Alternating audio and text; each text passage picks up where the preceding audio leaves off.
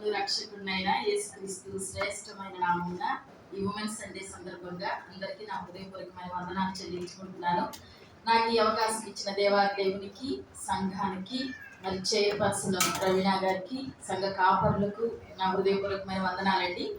ప్రత్యేకంగా ఈ ఉమెన్స్ సండేని ఈ విధంగా జరుపుకోవడానికి మరి ఉమెన్స్గా మాకు కూడా అవకాశం ఇచ్చిన ఆంధ్ర ఇవాంజికల్ లూథరన్ సంఘానికి మా స్త్రీలందరి తరపున శిరస్సు వంచి నమస్కరిస్తున్నాను. ఎందుకంటే నేటి కాలంలో కూడా స్త్రీలు మౌనముగా ఉండండి అని కనీసం ముందు వరుసలో కూర్చోవడానికి కూడా అవకాశం ఇవ్వని సంఘాలు ఉన్న నేటి సమాజంలో కూడా ఈ ఆనవాయితీని, సాంప్రదాయాన్ని ఇప్పటి వరకు మరి వాళ్ళు కొనసాగిస్తూ ఉన్నందుకు లూథరన్ సంఘానికి స్త్రీలందరము మేము రుణపడి ఉన్నాము. ఈ స్త్రీలు ఇంకా ఈ సంఘ బాధ్యతల్లో ఇంకా ముందుగా చురుకుగా పాల్గొనాలని కూడా మరి నేను ఆశపడుతూ ఉన్నాను. ఈ సందర్భంగా నా మాటే కాదు, దేవుని మాట ఒక్క మాట చెప్తాను. మార్కు సువార్తికుడు 16వ అధ్యాయము 1 నుండి 10 వచనాలు చూస్తే మొదటి వచనంలో ఒక మాట ఉంటుంది, ఆ ముగ్గురు స్త్రీలు సుగంధ ద్రవ్యములను కొనిరి అని ఉంటది. బహుశా ఎప్పుడు కొని ఉంటారండి? విశ్రాంతి దినము గడిచిపోగానే ఆదివారం పెందల కడనే వారు సమాధి యొద్దకు వెళ్ళడం అని యోహాను సువార్తికుడు రాశాడు. ఇలాగే మత్తయి నలుగురు సువార్తికులు కూడా ఆదివారమున వెళ్ళారు అని రాశారు. అంటే వీళ్ళు సుగంధ ద్రవ్యములు ఎప్పుడు కొని ఉంటారు? యేసు ఎప్పుడైతే సిలువ వేసి చనిపోయి సమాధి చేయబడినదో ఇదే మార్కు సువార్తికుడు 15వ అధ్యాయంలో అంటారు కదా, వారు ఆయనను పెట్టిన స్థలమును చూచిరి అన్నారు. గలిలయ నుండి వారిని వెంబడించిన స్త్రీలు అంది.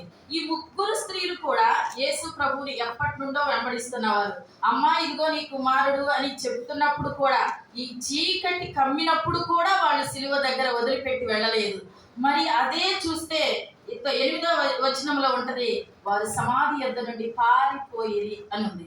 ఎప్పటి నుండి వెంబడించిన స్త్రీలు సమాధికి సుగంధ ద్రవ్యములు కొని సిద్ధపడి పారిపోయిరి అని ఉంటది. అదే 9వ వచనంలో చూస్తే ఆమెకు యేసు కనబడెను అని ఉంది. వారికి కనబడెను అని రాయబడల. ముగ్గురు స్త్రీలు మొదటి నుండి వెంబడించారు. ముగ్గురు స్త్రీలు సమాధిని యేసు దేహాన్ని ఎక్కడ పెట్టారో చూచారు. ముగ్గురు స్త్రీలు చీకటి కమ్ముతూ ఉన్నప్పుడు యోహాను శిష్యునితోనూ తల్లితో కూడా ఉన్నారు. ముగ్గురు స్త్రీలు సుగంధ ద్రవ్యములు కొని సిద్ధపడి యేసు దేహానికి పూయవలనని వచ్చిన వారిలో ఉన్నారు. తిరిగి పారిపోయిన వారిలో కూడా ముగ్గురు ఉన్నారు. కానీ పునరుద్ధానుడైన యేసు ఒక్కరికి మాత్రమే దర్శనమిచ్చాడు. ఈరోజు స్త్రీలుగా ఎప్పటి నుండో మనకి క్రైస్తవ సంఘం తెలుసు, వాక్యం తెలుసు, పాటలు తెలుసు, బైబిల్ తెలుసు, వాక్యం చెప్పటం తెలుసు. మరి వాక్యానుసారంగా జీవించడం తెలుసా? అంటే బైబిల్ పట్టుకొని వాక్యం చెప్తేనే కాదు, మరి ముగ్గురిలో ఎందుకు లేదు? మరి యోహాను సువార్తికుడు రాసిన విధంగా వాడు పరిగెత్తుకొని పోయి శిష్యులకు చెప్తే వారు కూడా వచ్చి చూచి వెళ్ళిపోయారు. మరి మరియకు మాత్రమే దేవుడు ఎందుకు ప్రత్యక్షమయ్యాడు? ఆమె నిలిచి ఉంది సమాధి యొద్ద. ఈరోజు మనం నిలిచి ఉన్నామా?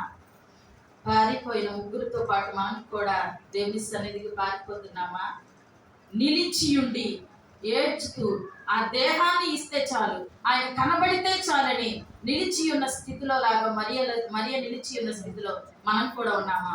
గడిచిపోయిన కాలం నుండి ఈ కాలం మరొక సంవత్సరం దయాకిరీటాన్ని దేవుడు మనకు దయచేసి ఉన్నాడు. వచ్చే సంవత్సరం ఈ ఉమెన్స్ సండే వరకు ఎవరు ఉంటామో ఎవరు ఉండమో తెలియదు. కానీ నిలిచి ఉంటే ఈ రోజు, రేపు, ఎల్లుండి ఎప్పటికైనా సరే ఆ నిలిచి ఉండే స్థితిలో ఉంటే దినదినము మనం ఆయన దర్శిస్తాము. దినదినము మా వాక్కులు ఉంటాం, దినదినము ఆయనకి దగ్గరగా ఉంటాం, ఆయన ఎత్తబడి మనం కూడా ఉంటాం. స్త్రీ పాత్రను మనం పోషిస్తూ ఉండే స్థితిలో మనం ఉండి మన కుటుంబాన్ని నుంచి, మన సంఘాన్ని, సార్వత్రిక సంఘంలో మన సంఘం కూడా ఉండేలాగా మన వంతు పాత్రను పోషిస్తూ ఇట్టి కృపణ దేవాది దేవుడు మనందరికీ దయచేయను గాక. Thank you.